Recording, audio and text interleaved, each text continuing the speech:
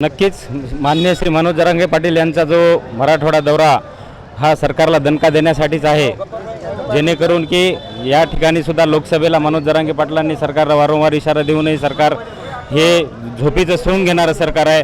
त्यांनी संवैधानिक मार्गाने मराठी आपलं आरक्षण या ठिकाणी मागत आहेत। या ठिकाणी आपण बघितलं असेल की जवळपास 57 लाख कुणबी नोंदी या मराठ्यांच्या महाराष्ट्रामध्ये सापडलेल्या आहेत। 57 लाख कुणबी याचा अर्थ असा आहे की कुणबी हे पहिल्यापासूनच म्हणजे स्वातंत्र्यपूर्व काळापासून ते ओबीसीमध्येच होते, पण त्यांच्यावर हा अन्याय करून आजपर्यंतच्या सरकारने त्यांना मराठा आरक्षणाचा किंवा ओबीसीच्या आरक्षणाचा लाभ मिळू दिला नाही।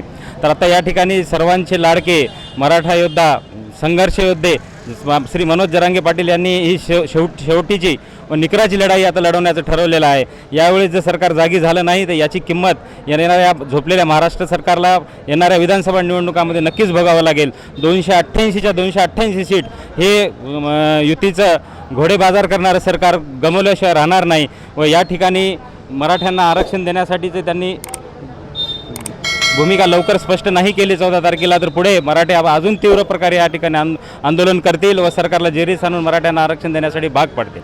नक्कीच दुसरी एक आता हे सामाजिक बाब झाली, आता आपण राजकीयकडे येऊ। नांदेड उत्तरमधून तुमच्या नावाची चर्चा होते विधानसभेसाठी, त्यावर आपलं काय मत? नांदेड उत्तरमधून माननीय श्री वसंतरावजी चव्हाण साहेबांना खूप मोठ्या प्रकारची लीड, जवळपास 40,000पेक्षा जास्त मतांची लीड या ठिकाणी मिळालेली आहे।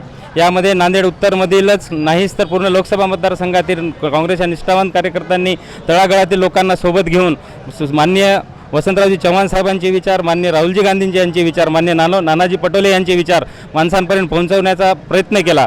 त्याला मोठ्या प्रमाणामध्ये यश या ठिकाणी मिळालेलं आहे। नांदेड उत्तरमधून 40,000ची लीड मिळालेली आहे।